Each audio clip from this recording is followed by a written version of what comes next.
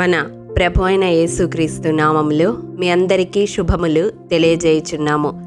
నిర్గమకాండము 19వ అధ్యాయము 4వ వచనము.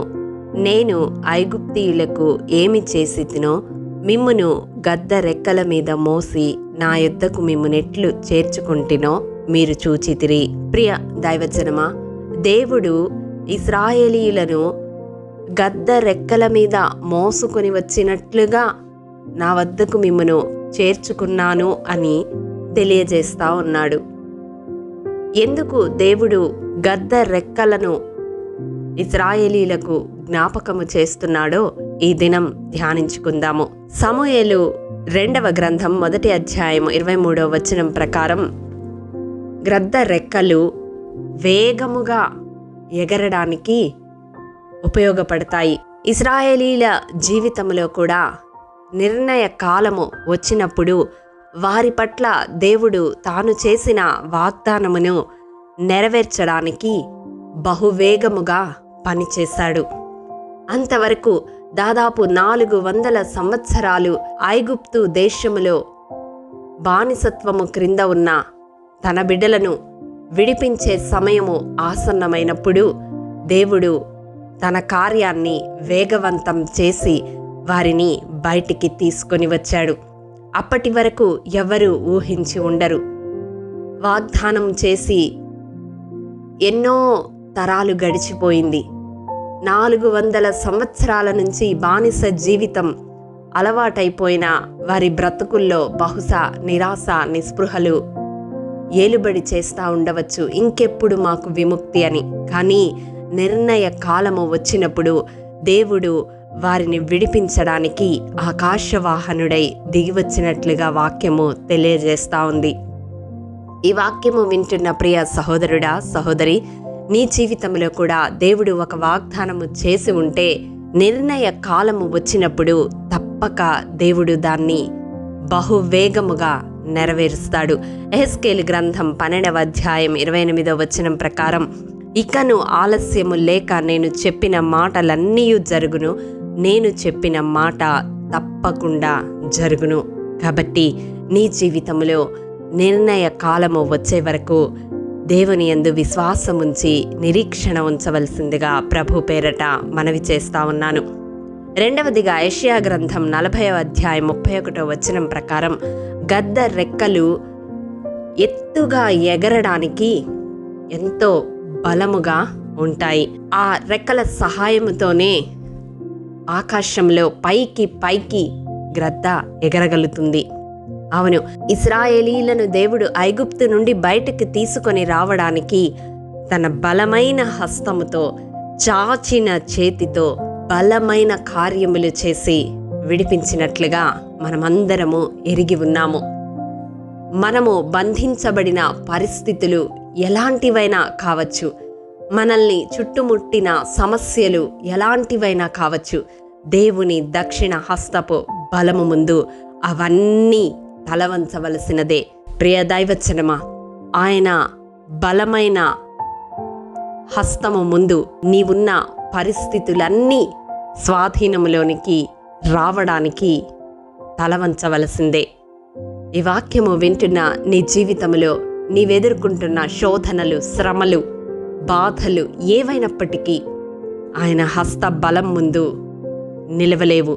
తప్పక చాచిన చేతితో, తన బలమైన హస్తముతో ఆ పరిస్థితులన్నిటి నుండి దేవుడు నిన్ను విడిపించి బయటకు స్వతంత్రురాలిగా తీసుకుని రాగలడు.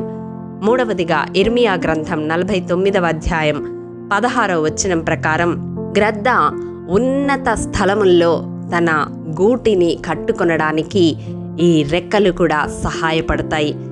అంత ఉన్నతమైన స్థలములో గూడు నిర్మించుకొనడానికి, ఆ గూడు ఏర్పరచుకొనడానికి కావలసినవి సమకూర్చుకొనడానికి ఈ రెక్కల సహాయముతోనే అది భూమి మీదకి, ఆ ఉన్నతమైన స్థలానికి ప్రయాణించగలుగుతూ ఉంది.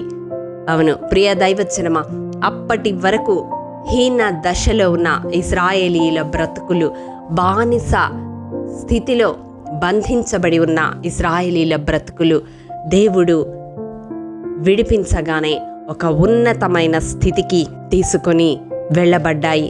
అవును, ఈ రోజు వరకు యావత్ ప్రపంచంలో వారు ఉన్నత స్థానంలోనే అన్ని రంగాల్లో ఉన్నారు.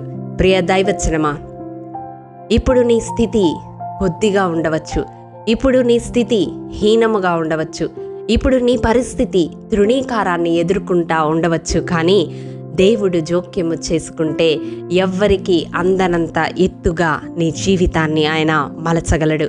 ఉన్నతమైన స్థితిలోనికి హెచ్చింపగలడు. పైవానిగా నిన్ను ఉంచగలడు. తలగా నిన్ను ఉంచగలడు.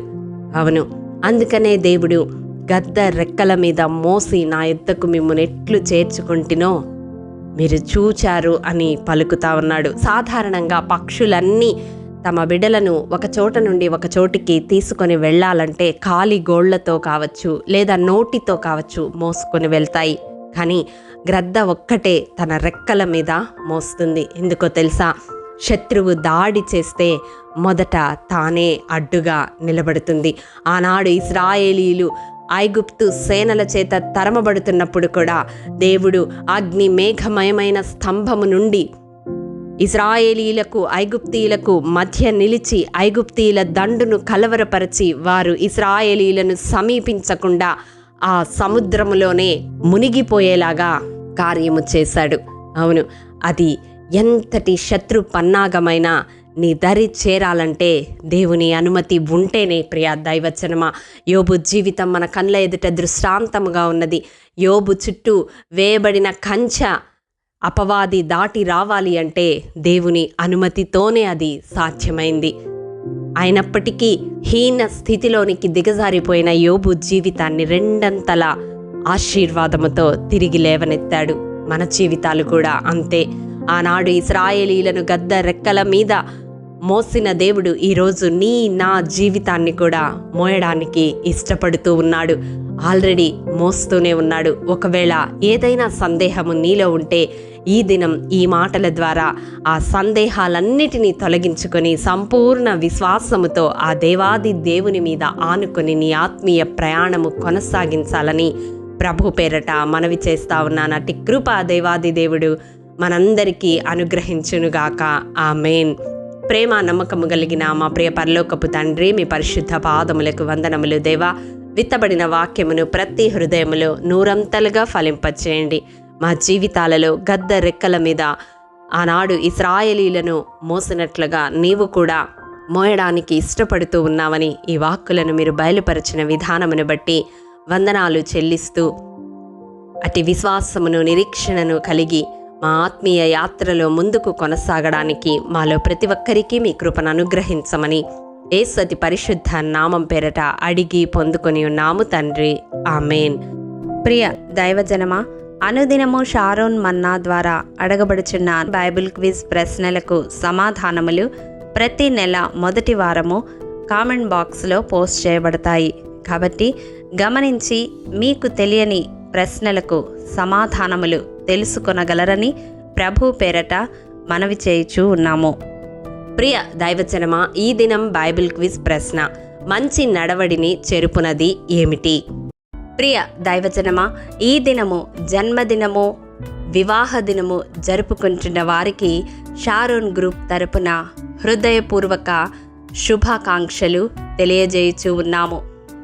దేవుడు శ్రేయస్కరమైన ఆశీర్వాదములతో ఈ సంవత్సరాది నుండి సంవత్సరాంతము వరకు మిమ్ములను నింపాలని ప్రార్థిస్తూ ఉన్నాము. ఆమేన్.